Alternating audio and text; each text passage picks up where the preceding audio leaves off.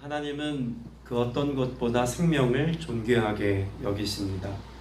하나님이 이 땅 가운데 처음 사람 아담과 하와를 창조하셨을 때도 하나님께서 그들의 생명을 귀하게 여기셔서 그들이 아무것 하지 않았어도, 혹은 그들의 삶의 가능성이 아직 증명된 것이 아무것도 없어도 하나님은 그들의 삶을 복되게 하셨습니다. 그러니까 존재 자체로 귀함을 우리에게 말씀해 주는 내용이죠. 창세기 1장 27절 이하 말씀을 보면, 하나님이 자기 형상 곧 하나님의 형상대로 사람을 창조하시되 남자와 여자를 창조하시고 하나님이 그들에게 복을 주시며 하나님이 그들에게 이르시되 생육하여 번성하여 땅에 충만하라 라고 말씀합니다. 하나님이 생명을 존귀하게 여기실 뿐만 아니라 그 생명에 대하여 가장 먼저 기대하신 것이 있습니다. 이 땅 가운데 생육하고 번성하는 것. 하나님은 그래서 인간의 삶을 복되게 하셨다라고 말씀하고 있는 거죠. 이걸 역으로 생각해 보면은요, 인간의 삶에 가장 복된 것 중에 하나가 하나님께서 주신 자녀를 낳고 또 생육하여서 번성케 되는 것. 이것이야말로 가장 복된 것 중에 복된 일이다라고 말할 수 있을 겁니다. 오늘 우리가 읽은 레위기 12장은 그런 하나님의 복된 출산에 관한 말씀을 기록하고 있는데, 자칫 이 말씀을 우리가 잘못 이해하면 이 여성분들이 굉장히 분노에 차거나 하나님을 오해하기 쉬운 그런 본문의 말씀입니다. 그러나 이 말씀의 의미를 우리가 바르게 이해하면 도리어 하나님께서 얼마나 생명을 귀하게 여기시고 우리의 삶을 얼마나 지극히 돌보시는지도 깨달을 수 있다고 봅니다. 12장 2절 말씀에 보면, 이스라엘 자손에게 말하여 이르라 여인이 임신하여 남자를 낳으면 그는 이리 동안 부정하리니 곧 월경할 때와 같이 부정할 것이며 라고 말합니다. 우리가 이 말씀에서 사실 눈이 가는 단어가 있다면 부정하다라는 단어일 겁니다. 이게 더럽다, 지저분하다, 잘못되었다 라는 의미로 부정을 말하는 것이 아님을 우리는 앞에 장인 11장에서 확인할 수가 있습니다. 11장 44절 말씀을 같이 읽어보겠습니다. 44절입니다. 시작. 나는 여호와 너희의 하나님이라. 내가 거룩하니 너희도 몸을 구별하여 거룩하게 하고 땅을 기는 길짐승으로 말미암아 스스로 더럽히지 말라. 레위기 11장부터는 하나님께서 우리에게 정결법에 관한 말씀을 가르쳐 주셨습니다. 그런데 그 정결이라고 하는 것 자체가 지저분한 것을 깨끗하게 하다라는 의미보다는 우리 인간의 삶이 하나님의 은혜 안에서 구별되고 거룩한 삶을 살아야 할 것에 관한 내용을 다루고 있다는 것을 앞에서 전제하죠. 그러니까 여인의 삶이 출산하고 난 뒤에 그 산혈로 인하여서 더럽혀졌다라는 의미보다는 도리어 하나님께서 이 여인의 삶을 구별해 놓으시고 보호하시기 위해서 일정 기간 동안 장막 밖으로 나오지 못할 조치를 취하셨다라고 말할 수 있는 겁니다. 이 이야기는 조금 더 자세히 뒤에 하기로 하고요. 3절 말씀을 보면 여덟째 날에는 그 아이의 포피를 벨 것이요 라고 말합니다. 그럼 우리가 여덟째 날의 의미를 지난주에 잠깐 살펴보았습니다. 7일 동안 하나님의 일이 완성되어지죠. 그리고 여덟째 날은 어떤 날이라고 말씀을 드렸을까요? 하나님이 행하신 일에 대한 사람의 반응이 나타나는 날, 하나님의 일하심에 대한 반응으로서의 우리의 삶을 살아내는 것, 이게 여덟째 날의 의미라는 것을 말씀드렸습니다. 결국 하나님께서 아이를 태어나게 하셨을 때 남자아이의 경우를 말씀하는 경우죠. 7일 동안 하나님이 그 생명을 보존하십니다. 이 아이가 죽지 않도록 하나님이 그 산모와 아이의 생명을 보존하시고 이 아이가 그 7일의 삶을 잘 살고 나면 8일째 되는 날 할례 예식을 합니다. 그럼 여덟째 날 하는 할례 예식이라고 하는 것은 어떤 의미로 받을 수 있을까요? 하나님이 주신 생명, 그래서 하나님이 보존하여 살게 하신 이 생명을 하나님의 것으로 돌려드립니다 라고 우리의 역할, 우리가 할 수 있는 것으로 하나님의 것임을 인정하고 예배하고 헌신하는 것이 바로 여덟째 날 할례를 하는 예식의 의미라는 것입니다. 오늘 우리의 삶이 이 여덟째 날의 삶을 살아가는 가치, 너무 중요하다는 것을 다시 한번 확인해 볼 수가 있겠죠. 4절에 보면 그런 8일이 지나고 난 뒤에도 여인의 삶을 어떻게 더 규정합니까? 이 여인은 아직도 33일을 지내야 산열이 깨끗하리니 라고 말합니다. 그럼 앞에서 말한 7일과 또 뒤에 나오는 33일을 더하면 그러면 총 40일이 되는 거죠. 40일 동안 이 여인은 거의 아무것도 할 수가 없습니다. 4절에 보면 기한이 차기까지 뭐 하라고 말씀합니까? 성물을 만지지도 말며 성소에 들어가지도 말 것이며 라고 말씀합니다. 그러면 우리가 이 말씀의 내용을 보면 하나님이 부정의 단어로 혹은 거절감을 느끼게 할 만한 말들로 이 말씀을 채우고 있는 것처럼 들립니다만 도리어 역으로 생각하면 이 여인에게 지금 뭐 하라고 말하고 있는 걸까요? 아무것도 하지 마라 라고 말씀하고 있는 겁니다. 보호하는 거죠. 하나님조차도 이 여인의 삶이 하나님께 나오지 않아도 괜찮아 라고 말씀해 주시는 도리어 하나님의 무한한 허용의 기간인 겁니다. 반드시 제사를 지내야 하고 반드시 하나님 앞에 예배자로 나와서 정결 예식이나 또 번제와 같은 혹은 상번제와 같은 많은 제사의 예식을 가지고 하나님 앞에 나오는 것조차도 하나님이 괜찮아라고 허용해 주시는 거예요. 아이를 낳느라고 참 고생했어. 또 그 생명을 낳기까지 그 수고한 걸 내가 알아. 그러니 성전에 나와 예배하는 것조차 내가 쉬어도 괜찮다고 얘기했으니 여인의 삶을 너의 몸을 잘 돌보고 구별하고 거룩한 기간으로 구별해 가져라 라고 허용해 주시는 것입니다. 하나님은 우리와 만남을 귀하게 여기시죠. 그 어떤 것보다 하나님은 사람과 예배를 통해서 곧 제사 지냄을 통해서 인간과 교제하고 함께함의 의미의 가치를 말씀하셨습니다.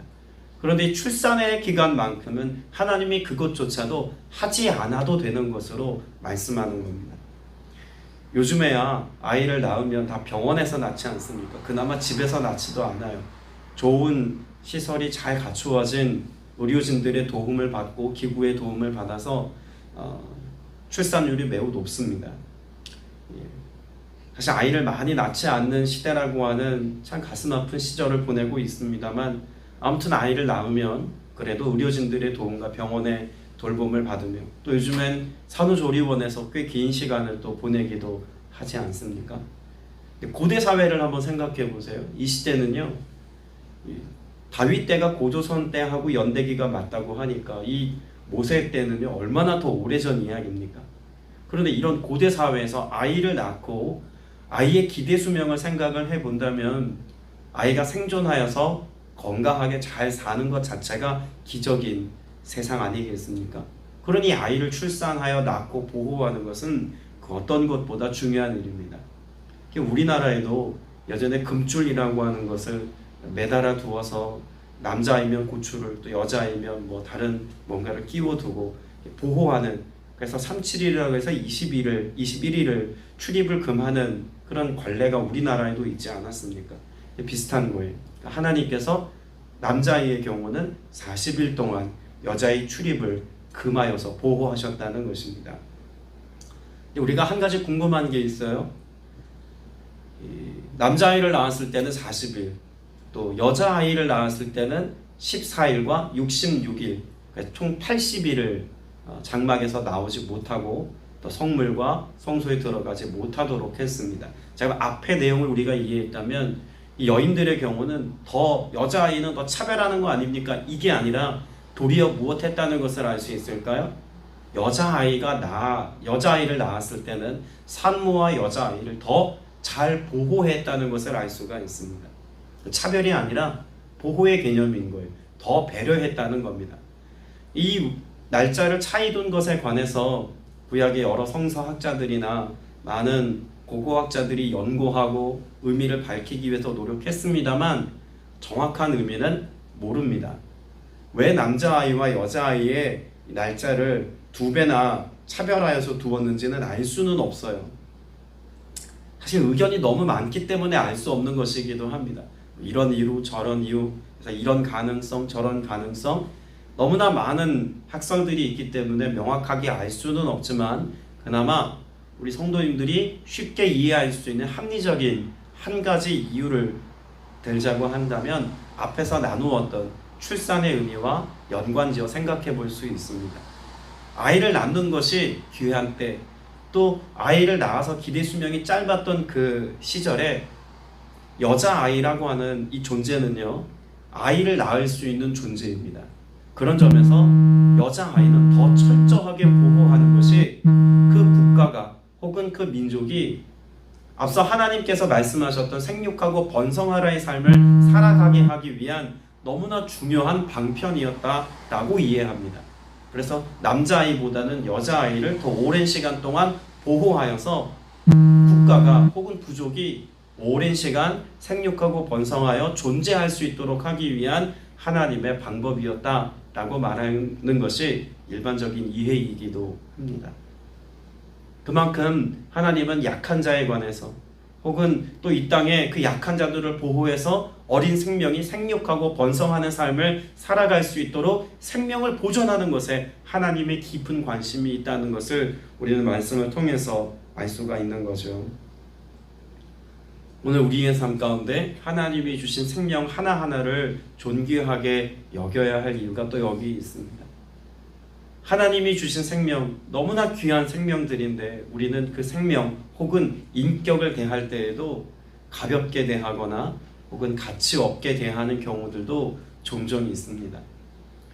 교회 안에서 믿음의 삶을 사는 가정들의 경우는 그래도 신앙의 태도가 있기에 생명을 존귀하게 여기는 가치가 높습니다만, 보통의 경우는 사회적인 그런 아픔의 영역들을 들여다보면 어린 생명을 낳아서 버리기도 하고, 혹은 그 아이들을 낳고서는 잘 양육하지 못해서 이 아이들이 병든 채로 자라기도 하고 인격이 파괴된 상태로 자라는 아이들도 적지 않게 많은 시절을 우리는 살고 있지 않습니까? 우리나라 여전히 아이를 버리는 숫자가 굉장히 많다 그래요. 고아원에 가서 부모 잃은 아이들의 모습을 들여다보면 참 그 서글픈 표정을 역력하게 볼 수 있습니다. 그런데 그 고아원에 지내는 아이들의 숫자가 적지 않아요. 요즘 사회에서는 고아들뿐만 아니라 이 고아들이 고아원을 나오고 난 뒤에 이 돌봄이 종료된 아이들, 보호 종료 아이들이라고 하죠. 보호 종료 아동들의 경우 돌봄을 주어야 함에도 불구하고 사회적 배려를 받지 못해서 그 삶이 일그러지고 범죄 현장 가운데 노출되는 예들도 참 많다고 합니다. 오늘 우리에게 주어진 그 생명 존귀히 여기는 하나님의 마음을 우리가 잘 받고 또 이해하여서 우리의 가정에 허락하신 자녀와 또 손주들, 다음 세대들을 말씀으로 키우고 돌보고 사랑으로 양육하는 것만큼이나 하나님이 이 땅에 허락하신 모든 생명들을 돌보고 귀히 여길 수 있는 마음이 여러분 안에 있어서 이를 위해서 기도하고 도움을 줄 수 있는 자리에 서는 은혜가 있기를 소망합니다. 자, 그런데 또 한 가지 우리가 이 본문에서 궁금한 것이 있습니다. 남자아이와 여자아이의 경우 날짜를 40일과 80일로 나눈 것은 이해가 됩니다만, 아이를 낳고 난 뒤에 여자가 드리는 제사법을 6절에서 이렇게 설명하죠. 아들이나 딸이나 정결하게 되는 기한이 차면 그 여인은 번제를 위하여 1년 된 어린 양을 가져다가 무엇하라고 말합니까? 속죄제를 위하여 집비둘기 새끼나 산비둘기를 회막문 제사장에게 가져가라고 말합니다. 아이를 낳았습니다. 그리고 이 정결의 기간인 40일과 80일이 각각 지나서 그 정결한 기간이 지나고 나면 상식적으로 생각해 볼 때 우리 5대 제사 가운데 어떤 제사를 드리는 게 합리적일 것 같습니까? 저는 화목제가 제일 어울린다는 생각이 들었어요. 축제잖아요. 기쁜 일이잖아요. 그러면 하나님 앞에 화목제를 드리고 그 화목제에 나온 제물을 가져서 이웃들과 함께 음식을 나누고 기쁨의 교제를 하는 것이 더 합리적이고 옳을 것 같아요. 그런데 오늘 말씀에 보면 속죄제를 드리도록 했습니다. 그 번제 중에서도 왜 속죄제를 드리도록 했을까요? 우리는 창세기에 이미 기록되어져 있는 그러한 인간의 범죄함에 관한 내용을 잘 알고 있습니다. 원죄라고 불리워지는 죄성에 관한 말씀이 창세기 우리 서두에 기록되어져 있는 것을 알고 있죠. 그 죄의 결과로 여인들이 겪게 된 삶의 고통의 문제를 뭐라고 말씀합니까? 여인은 아이를 낳을 때 고통을 얻게 될 것이다 라고 하는 말씀을 성경은 기록하고 있습니다. 자, 그러면 이 여인이 아이를 낳고 산통을 겪는 이 모든 과정 가운데 떠올려야 되는 하나님의 레슨이 있다면 무엇을 떠올리고 또 무엇을 염두에 두어서 살아가야 한다는 걸까요? 인간은 태어나면서부터 죄인이다 라고 하는 원죄의 개념을 깨닫게 해주시는 하나님의 은혜의 방편입니다. 그래서 사실 이 시대가 오늘날의 교회가 너무 원죄라고 하는 사실을 강조해서 이것을 너무 우리의 삶에 어떤 죄책의 마음을 갖게 하는 수단이 되게 해서는 안 되겠습니다만, 그럼에도 불구하고 하나님은 애초에 구약에서부터 죄의 문제를 다룸에 있어서 아이가 태어나는 그 순간에서부터 그 죄성을 가지고 태어난다는 것을 잘 말씀해 주고 있는 것을 눈여겨볼 필요가 있습니다. 그리고 여인의 삶도 하나님께서 출산의 고통을 통해서 어떤 죄악을 통해서 이런 수고로움의 시간을 지나게 되었는지를 상기하고 이것을 자녀에게 가르치고 양육해야 될 것에 관한 하나님의 마음이 담겨져 있는 것이 이 속죄제를 드리라고 교훈하신 하나님의 말씀이라는 것입니다. 우리 인간의 삶을 생각해 보면 하나님 앞에서 하나님의 형상을 따라 지음받은 존재인 것이 맞습니다. 성경이 그렇게 말씀하고 있죠. 그러나 인간은 태어나면서부터 죄악된 삶을 살아갈 수밖에 없는 가능성의 존재라는 것입니다. 우리 스스로 해결할 수 없는 이 원죄의 문제를 그래서 누구에게 위임하셨습니까? 여인의 후손, 여인의 자녀인 예수 그리스도를 통해서 하나님께서 우리에게 구원을 허락하시고 원죄를 포함한 이 땅의 모든 죄의 문제를 해결케 하신 이 은혜는 오늘의 삶을 사는 우리에게 더욱더 큰 은혜라고 볼 수 있는 거죠. 또 한 가지 궁금한 것이 있습니다. 그러면 그렇게 하나님이 죄의 문제를 해결하시기 위해서 우리에게 속죄제를 드리도록 하신 것까지는 이해가 되는데 왜 굳이 40일이었을까? 왜 40일이라는 시간이 필요했을까라고 하는 질문이 우리에게 생겨날 수 있습니다. 그냥 아이 낳고 한 일주일 정도 쉬다가 또 번제 드리고 화목제 드리고 뭐 이런 여러 가지 제사법을 따르는 은혜의 자리로 다시 금방 나아갈 수 있을 것 같은데 왜 하나님은 굳이 40일이라고 하는 시간을 허락하셨을까? 단지 여인의 삶을 충분히 보호하고 충분히 쉬게 한다는 의미가 그 안에 담겨져 있기만 한 걸까라고 하는 것을 생각해 봐야 합니다.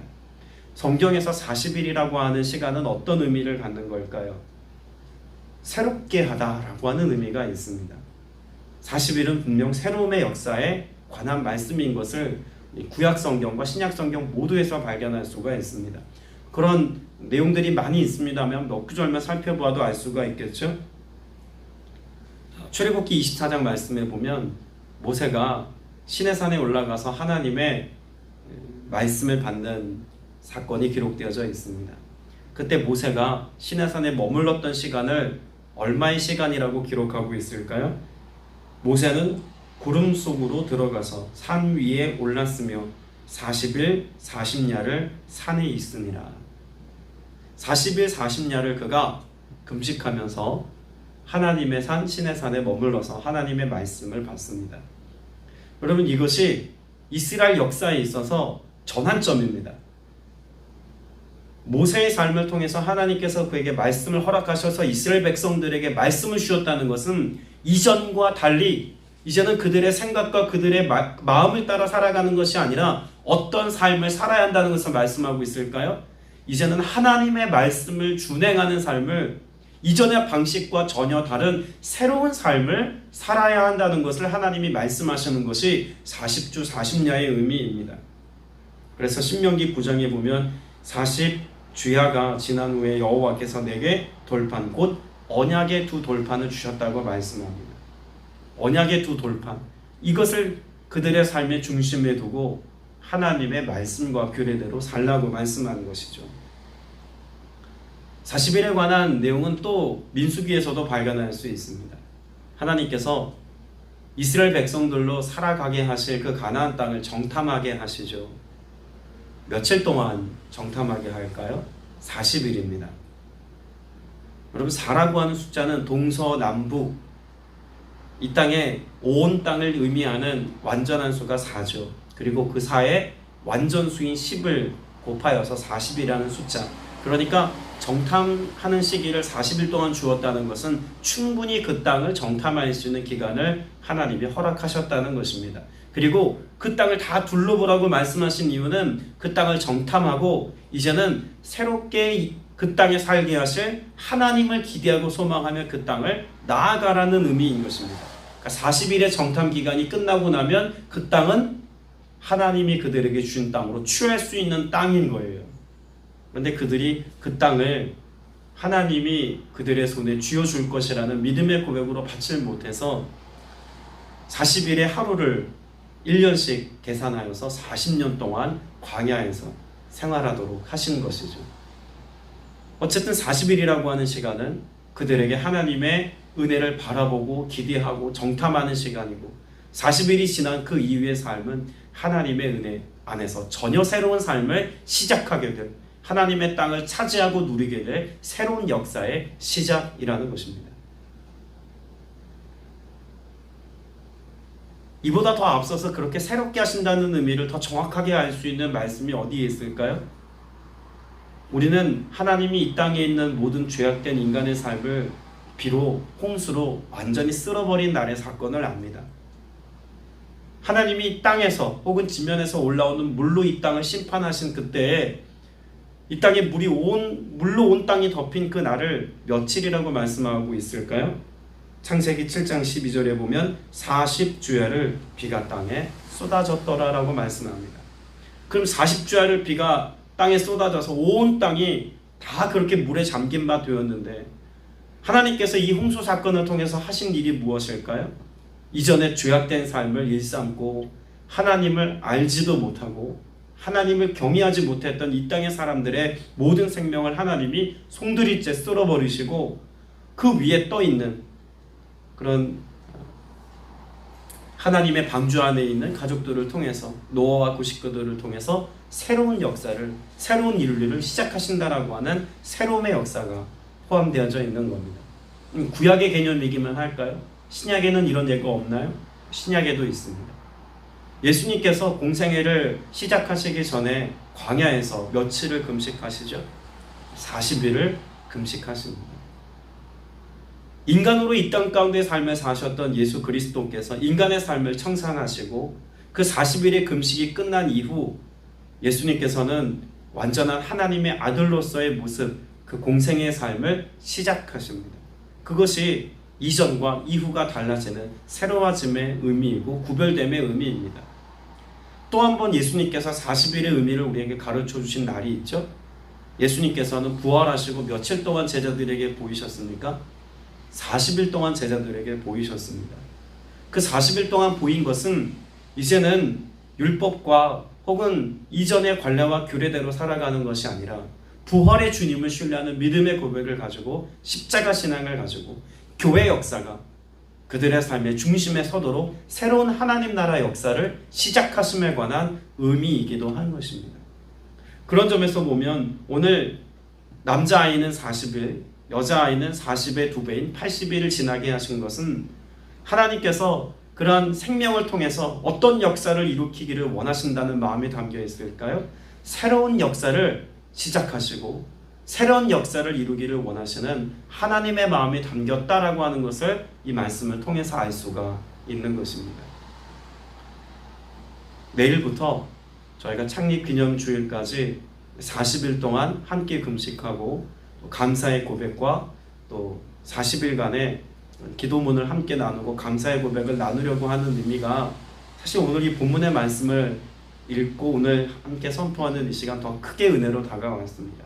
내일부터 시작인데 40일 동안 이 의미를 가르쳐 주시는 것이 교회를 새롭게 하시고 새로운 하나님의 역사를 얼마나 더 성실히 하나님이 이루어 주시겠다고 약속하는지에 대한 마음으로 받으니까요, 더 마음이 설레이고 하나님의 역사와 은혜를 기대하는 마음이 생겼습니다.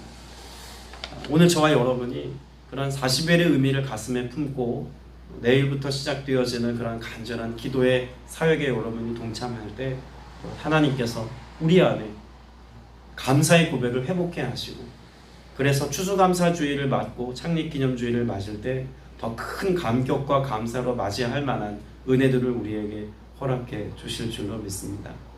말씀을 맺으면서 한 가지 생각해 볼 것은요, 하나님께서 이렇게 이 절기를 따라서 부정하다 말씀하신 그 모든 삶의 내용을 예수님께서 끊으셨다라고 하는 사실까지 우리는 이해해야 합니다. 예수님께서 이 땅에 오셔서 공생애를 사셨을 때의 모습을 한번 생각해 보시기 바랍니다. 예수님은 그런 혈루병 앓는 여인을, 부정한 여인을 직접 예수님께서 고쳐주셨습니다.